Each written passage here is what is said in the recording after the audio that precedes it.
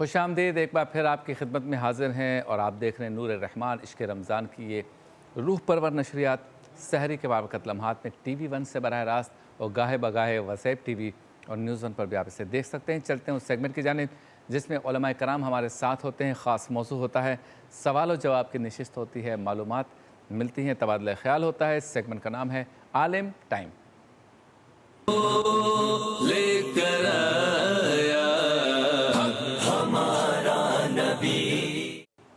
آج عالم ٹائم میں ہمارا موضوع ہے عبادت کی اہمیت، اور موجود ہے ہمارے ساتھ معزز علماء کرام۔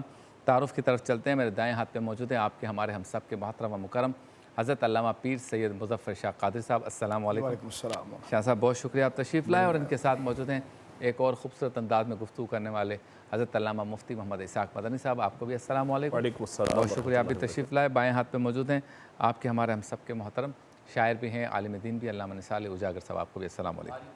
بہت شکریہ آپ تینوں معزز مہمانان گرامی کا۔ عبادت کی اہمیت اور تخلیق انسانی بڑا کنیکشن ہے اس کا، تو اس پر ذرا ہم شاہ صاحب سے چاہیں گے کہ ابتدائی بیان کریں۔ جی شاہ صاحب۔ بسم اللہ الرحمن الرحیم۔ رب اشرح لی صدری ویسر لی امری واحلل عقدۃ من لسانی یفقہوا قولی۔ بہت اچھی بات آپ نے فرمائی، اور یہ یقیناً میرے ذہن میں یہ نقطہ نہیں آیا جو آپ نے ذکر کر دیا کہ عبادت اور معرفت الہی اور تخلیق انسانیت، بالکل۔ اور یہ اشارہ آپ کا قرآن کریم کی اس مشہور آیت کی طرف ہے کہ وما خلقت الجن والانس الا لیعبدون، کہ ہم نے انسان و جنات کو نہیں پیدا کیا مگر اپنی عبادت کے لیے۔ لیکن میں شبیر بھائی آپ کی اجازت چاہتا ہوں کہ پہلے عبادت کا لغوی معنی ہم دیکھیں، کیونکہ دیکھیے شبیر بھائی یہ عبادت جو ہے یہ عربی زبان کا لفظ ہے۔ اس کا معنی اگر ہم دیکھیں تو حضرت امام المتکلمین سید شریف الدین جرجانی رحمۃ اللہ علیہ اپنی معرکۃ الاعراب لغت کی کتاب التعریفات، اس میں عبادت کا معنی کرتے ہیں اقصی غایت الخضوع والتذلل، انتہائی درجے کی انکساری اور انتہائی درجے کے ادب کا نام ہے عبادت۔ واہ۔ تو یہ اس کا لغوی معنی ہے، یعنی انتہائی درجے کا ادب۔ انتہائی درجے کے ادب سے مراد کیا ہے؟ تو اس کو یوں دیکھ لیں آپ کہ آپ کے بدن میں انتہائی درجے کی تعظیم کی جگہ کون سی ہے؟ پیشانی۔ تو جس کے آگے آپ اپنی انتہائی درجے کی تعظیم کا اظہار کر دیتے ہیں تو وہ عبادت بن جاتی ہے۔ ایک بات، اللہ کے سوا کوئی سجدے کا مستحق نہیں۔ عبادت کا یہ معنی ہے۔ حضرات صوفیہ کرام عبادت کا معنی یہ لیتے ہیں، یعنی اگر اس کو پھیلائیں گے، کیونکہ ہم اس کے اجمال کو لے رہے ہیں، تعریف کو لے رہے ہیں، اور ہم اس کے اصول کو لے رہے ہیں، ورنہ احکامات، نماز، روزہ، زکوٰۃ، یہ ساری اس کی شاخیں ہیں عبادات کی، لیکن ہم اس کے تصور کو لے رہے ہیں۔ تو ایک تو لغت کے اعتبار سے ہے علم کلام کے تحت کہ اقصی غایت الخضوع والتذلل، انتہائی درجے کی عاجزی اور انکساری کا نام عبادت ہے۔ اور انتہائی درجے کی عاجزی اسی کی ہو سکتی ہے کہ جو واجب الوجود ہو اور مستقل بالذات ہو، یعنی جو واجب الوجود سے مراد جس کا ہونا ضروری ہو اور جس کا نہ ہونا محال، وہ اللہ رب العالمین کی ذات ہے، جو خود سے ہے بغیر کسی کے بنائے، سب کو اس نے تخلیق کیا ہے۔ حضرات صوفیہ کی طرف جاتے ہیں تو وہ اس مبارک مضمون کی روح کو پکڑتے ہیں اور وہ یہ کہتے ہیں کہ عبادت کا معنی یہ ہے کہ جس کی مانی جائے، جس کی سنی جائے، جس کے پیچھے چلا جائے، یعنی جس کی بات کے پیچھے چلا جائے۔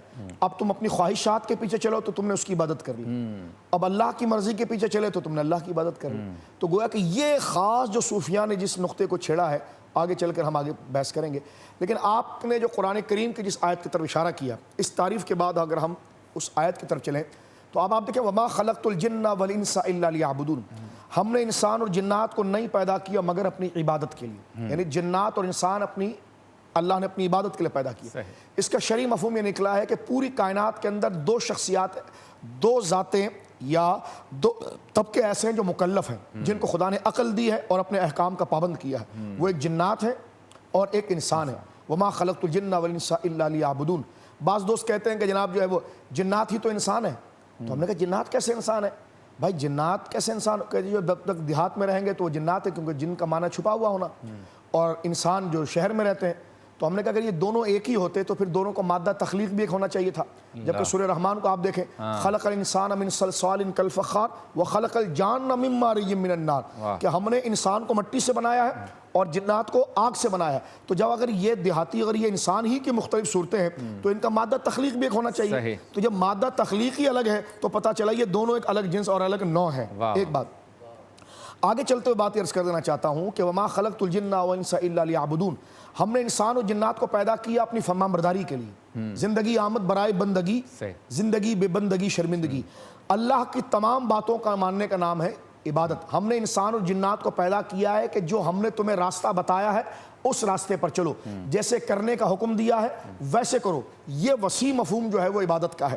لیکن میں اس میں ایک نقطہ عرض کر دینا چاہتا ہوں جو ہمارے علماء نے بار بار لکھا، فرمایا دیکھیں اس کا معنی جب آپ دیکھیں گے نا، عبادت کے معنی کو اگر ہم کھول رہے ہیں تو ہمارے مفسرین الا لیعبدون کا معنی کہتے ہیں ای یعرفون۔ جو آپ نے معرفت کا لفظ استعمال کیا تو دونوں باتیں میرے ذہن میں آ گئی، اور آپ نے بالکل جم کر اس آیت کے بارے میں اشارہ کر دیا۔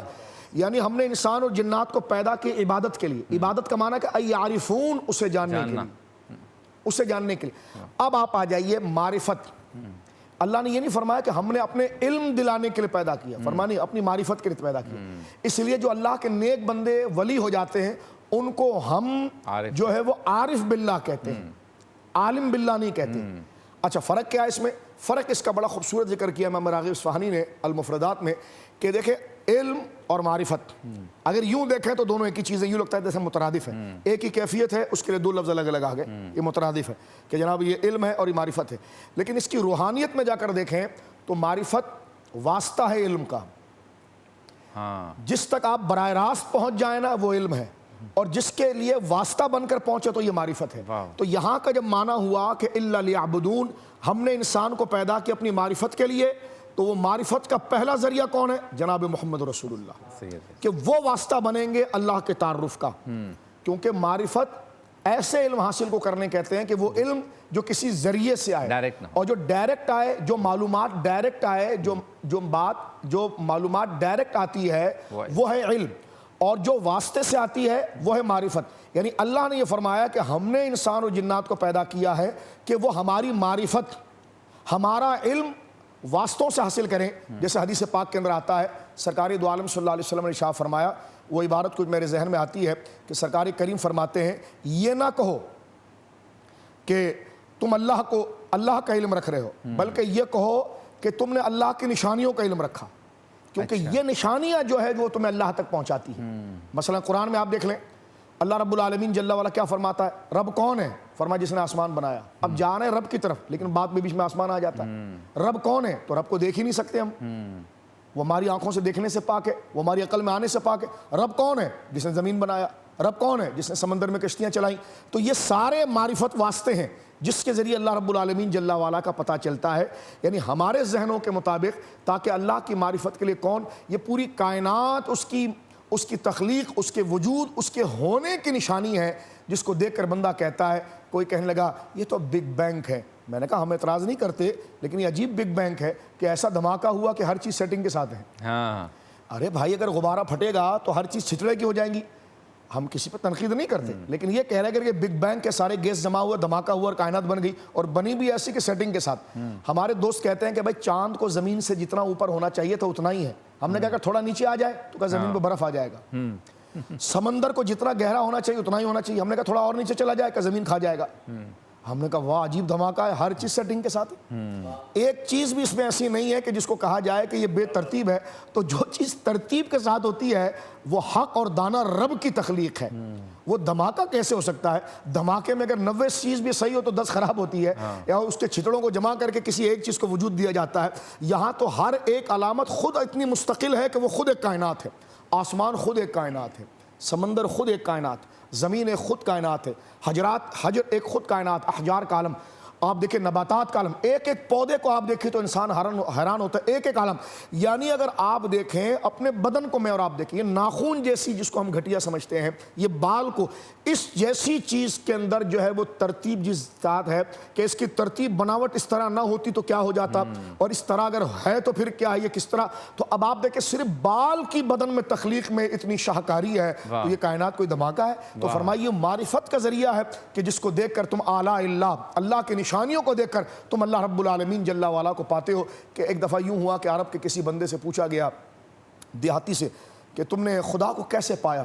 اس نے کہا یہ ساری نشانیاں تو ہیں، نبی پاک تو ہے لیکن یہ نشانیاں بھی ہے۔ اس نے کہا یہ کیسے؟ انہوں نے کہا بھائی ہم تو دیہاتی لوگ ہیں، جب ہمارا اونٹ کھو جاتا ہے نا تو ہم اس کے پاؤں کے نشان سے اس تک پہنچ جاتے ہیں، تو کہا جب ہم اپنے اونٹ کے لیے پاؤں کے نشان تک پہنچ جاتے ہیں تو کائنات کے نشان ہمیں خود رب تک پہنچا دیتے ہیں۔ واہ واہ واہ، بہت خوب، ماشاء اللہ۔ اچھا اجاگر صاحب ذرا بتائیے، ہم پاکستان کی جو کرنسی نوٹ ہے اس پہ بھی لکھا ہوا دیکھتے ہیں کہ رزق حلال عین عبادت ہے۔ حصول رزق حلال، جی، حصول رزق حلال عین عبادت ہے، اور پھر القاسب و حبیب اللہ اور اس طرح کی ہمارے پاس چیزیں بھی موجود ہیں۔ کیا پیغام دیں گے کہ اپنے خاندان کے لیے حلال رزق کمانا یہ عبادت ہے، تو کس طرح سے بندہ رزق کماتے ہوئے یہ محسوس کرے کہ میں اس وقت بھی اللہ کی عبادت میں مشغول ہوں؟ اس سوال کا جواب آپ سے لوں گا مختصر سے وقفے کے بعد۔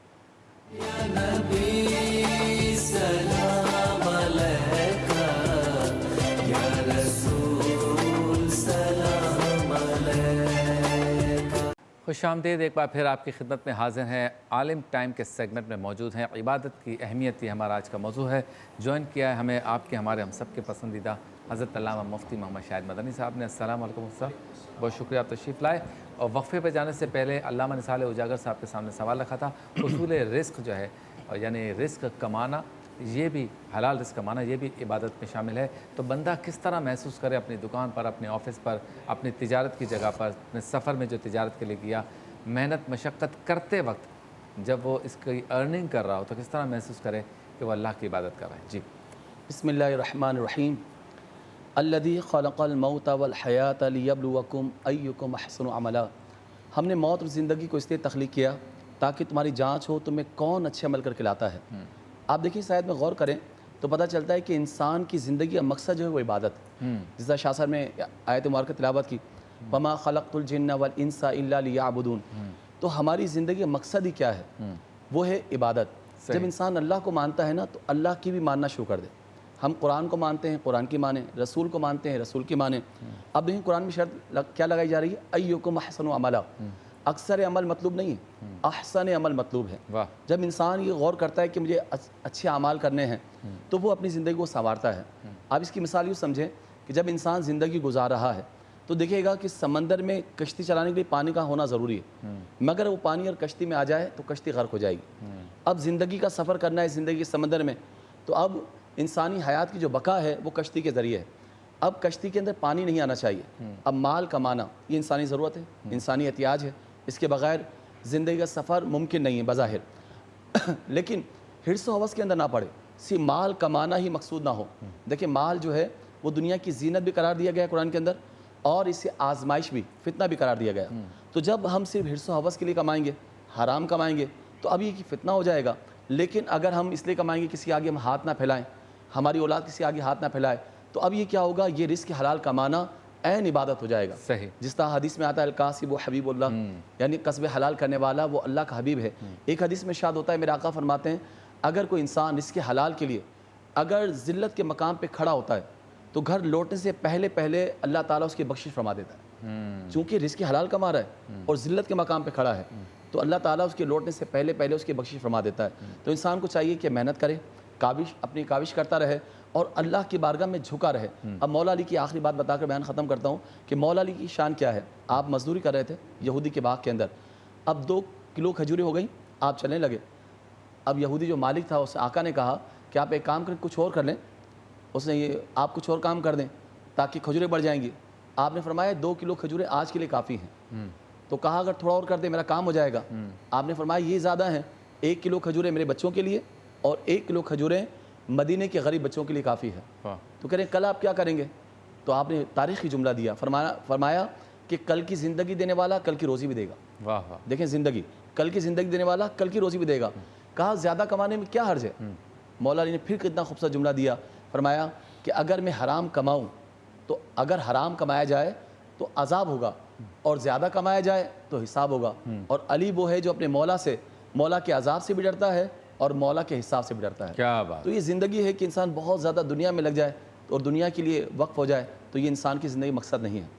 بہت خوب۔ اچھا سوال ہے ہمارے سارے دیکھنے والوں کے لیے اور صحیح جواب دینے والے کو ایم فار مریم کا ملے گا گفٹ ہیمپر۔ سوال آج کا ہے، ہجرت کے موقع پر غار ثور میں سرکار دو عالم صلی اللہ علیہ وسلم کے ساتھ کون سے صحابی تھے؟ ہجرت کے موقع پر سرکار دو عالم صلی اللہ علیہ وسلم کے ساتھ غار ثور میں کون سے صحابی رسول تھے؟ صحیح جواب جو دیں گے انہیں ملے گا ایم فار مریم کا گفٹ ہیمپر۔ مفتی شاہد صاحب ذرا یہ بتائیے عبادت کی عادت کیسے ہو؟ آپ کا اگر سوال نامکمل ہوا تو وقفے پہ آ کے واپس لیتے ہیں، تمہیداً بتا دیں، پھر اس کو کنٹینیو بھی کر لیں گے۔ بسم اللہ الرحمن الرحیم هو القادر هو الحق هو المعین۔ عبادت کی عادت بڑا اہم سوال ہے اس اعتبار سے کہ اکثر لوگ بعض اوقات عبادات شروع کرتے ہیں اور پھر سستی کی وجہ سے چھوڑ دیتے ہیں۔ دیکھیں، کوئی بھی ایسا کام جو فعل بالمحبت کہلائے، یعنی وہ کام آپ محبت سے کر رہے ہوں تو پھر اس میں استقامت خود ہی مل جاتی ہے۔ عبادت کو مختلف اعتبارات سے ذکر کیا گیا ہے، کئی معانی بیان کیے گئے ہیں۔ امام راغب اصفہانی رحمہ اللہ نے فرمایا کہ العبادت ابلغ منها لانها غایت التذلل، ایک لفظ ہے عاجزی اور ایک لفظ ہے عبادت، تو آپ لکھتے ہیں کہ العبادت ابلغ منها، جو عبادت ہے یہ عاجزی سے زیادہ بلیغ ہے۔ اس کی وجہ یہ ہے کہ لانها غایت التذلل، کیونکہ عبادت میں تذلل یعنی عاجزی کی انتہا ہو جاتی ہے۔ اس سے بڑھ کر بات کیا ہوگی کہ بندہ اپنی جبین نیاز کو اپنے رب کے حضور رکھ دیتا ہے۔ اب جب جبین نیاز رب کے حضور رکھی، اس میں جو اللہ نے لطف رکھا ہے، جسے ہم کہتے ہیں لذت قرب، جسے یہ نصیب ہو جائے تو پھر اسے ہم الفاظ سے سمجھا ہی نہیں سکتے کہ عبادت میں کیا لذت اور عبادت میں کیا مزہ ہے، اور آپ نے عبادت کو مستقلاً کرنا ہے۔ مسئلہ یہ ہوتا ہے کہ بعض اوقات ہم عبادات کر رہے ہوتے ہیں لیکن لذت قرب سے نا آشنا ہوتے ہیں۔ اسے بلا تمثیل یوں سمجھا جائے کہ اگر دنیاوی حوالے سے کسی کو کسی سے پیار ہو جائے اور وہ اس کے قریب آدھا گھنٹہ بیٹھے تو اس کے لیے آدھا گھنٹہ کم ہوتا ہے، 1 گھنٹہ کم ہوتا ہے، اس کے قرب کی لذت ہے۔ اسی طرح بلا تمثیل جب آپ عبادت کرتے ہیں تو یہ عبادت آپ کو رب کے قریب کر دیتی ہے۔ اب اگر آپ لذت قرب سے آشنا ہوں گے تو آپ کا جی ہی نہیں چاہے گا کہ میں قیام کو ختم کروں، رکوع کو ختم کروں، سجدوں کو ختم کروں۔ اسی لیے آپ دیکھیں کہ جب ہم اپنے اسلاف رحمہم اللہ کو دیکھتے ہیں تو ان کی عبادات کا پڑھ کر ہم حیران ہو جاتے ہیں۔ پوری رات نوافل پڑھنا، پوری رات تلاوت کرنا، دن میں روزے رکھنا، اتنے اذکار کرنا، اس کی وجہ کیا تھی؟ کہ جس طرح ہم اچھا کھانا کھاتے ہیں تو وہ کھانا ہمیں لذت دیتا ہے تو پیٹ بھر بھی جاتا ہے تو پھر بھی چاہتے ہیں 2 لقمے لے لیں۔ اسی طرح جب آپ عبادت کرتے ہیں تو وہ عبادت آپ کو لذت دیتی ہے۔ اگر ہم نبی کریم صلی اللہ علیہ وسلم کی سیرت کی طرف جائیں، اچھا ایک بریک لے لیتے ہیں، بریک کے بعد اسی گفتگو کو کنٹینیو کریں گے۔ آج آپ والا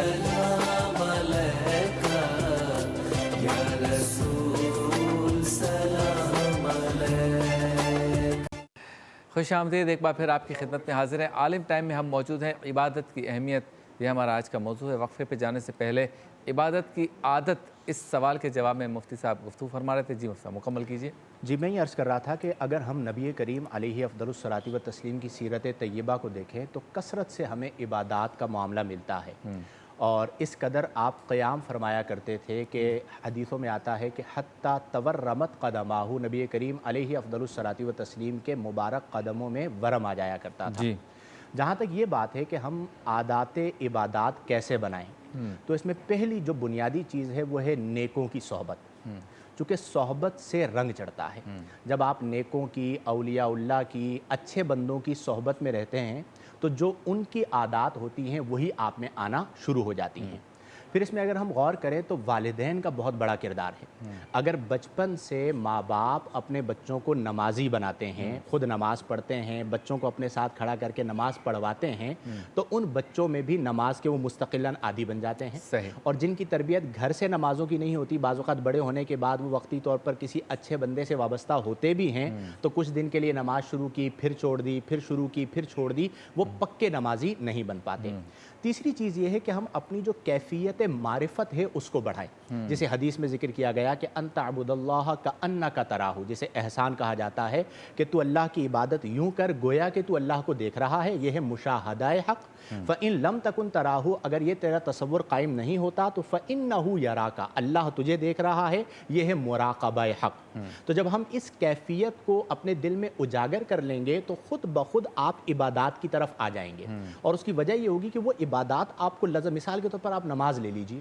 میں اکثر یہ بات کہتا ہوں کہ اگر کوئی شخص پکا نمازی ہے، اسے آپ روئے زمین کے کسی حصے میں بھیج دیں، اس کی نماز اسے بیرا روی سے بچا لے گی۔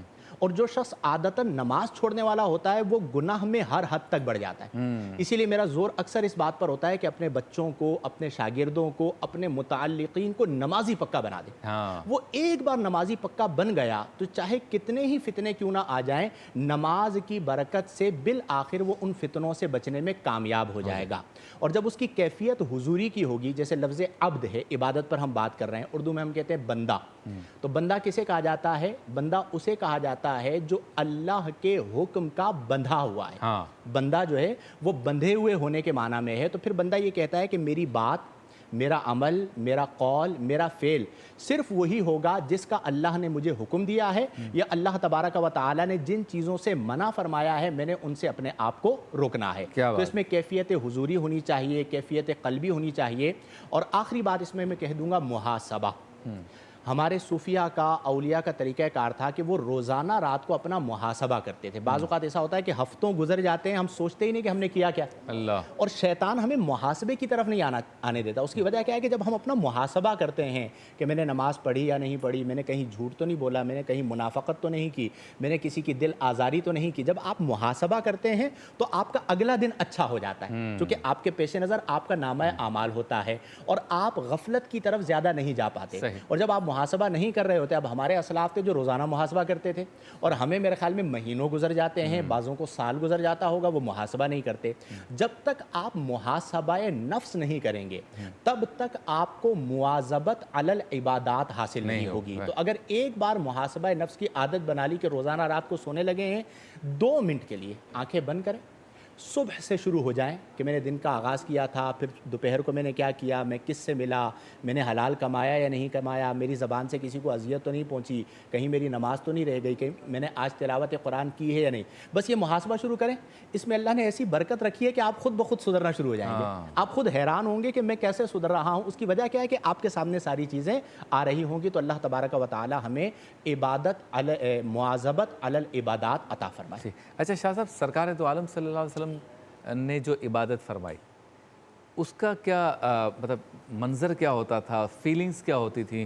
کچھ عبادت سرکار خود فرماتے تھے، صحابہ دیکھ کے کرتے تھے، کچھ کا حکم دیتے تھے۔ عبادت ذات مصطفیٰ کے ارد گرد کس طرح سے ہے؟ دیکھیے، سرکار دو عالم صلی اللہ علیہ وسلم نے یہ جو ارشاد فرمایا صحیح بخاری شریف کی حدیث مبارکہ، جس کو ہم نے کئی اور پروگراموں میں بھی ذکر کیا، سرکار کریم فرماتے ہیں کہ میں اللہ کو سب سے زیادہ جانتا ہوں تو میں اللہ رب العالمین سے سب سے زیادہ ڈرتا ہوں۔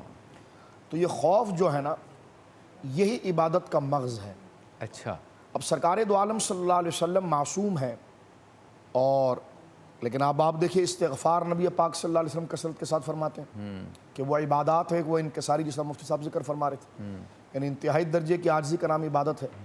تو گویا کہ اللہ کے حضور اپنے آپ کو کمزور سمجھ کر اس کی ذات برحق جو واقعتاً علو ہے اس کا اعلان کرنا، یہ استغفار کا ایک روحانی تصور ہے۔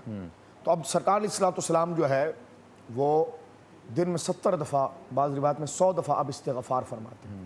اور وہ حدیث پاک جو ابھی مفتی صاحب ذکر فرما رہے تھے احسان کی، یہ ترتیب سرکار کریم علیہ السلام کے صحابہ میں پھر بطور نظیر کی آتی ہے۔ اچھا، اب دیکھیں، عبادت کا جو کامل ذوق ہے وہ آپ کو نماز میں آتا ہے، کیونکہ اس میں سارے اذکار جمع ہو جاتے ہیں، اور عبادت کا سب سے بڑا ذریعہ کلمہ توحید کے بعد نماز کو قرار دیا گیا ہے۔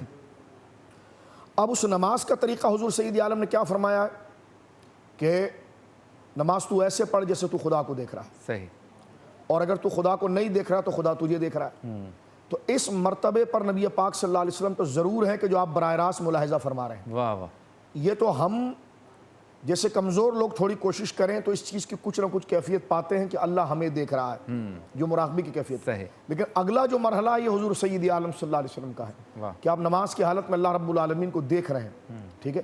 یہی کیفیت پھر ظاہر سی بات ہے، یہ بالکل عملی طور پر ہے کہ امام اگر مقتدی ہوگا اور جس قدر خشوع خضوع کے ساتھ وہ انہماک اور نیت صالح کے ساتھ اور ریاکاری سے بچتے ہوئے، عجب و تسنع سے بچتے ہوئے محض اللہ کی رضا کی طرف جتنا جا کر عبادت کرے گا، اس کے مقتدیوں کے قلب پر وہ کیفیات آئے گی۔ اور یہ بھی ہے کہ اگر مقتدی کے اندر کوئی ناقص چیز ہو، مثلا اس نے وضو ناقص کیا ہے، اور تو اس کا اثر امام کے اوپر جائے گا۔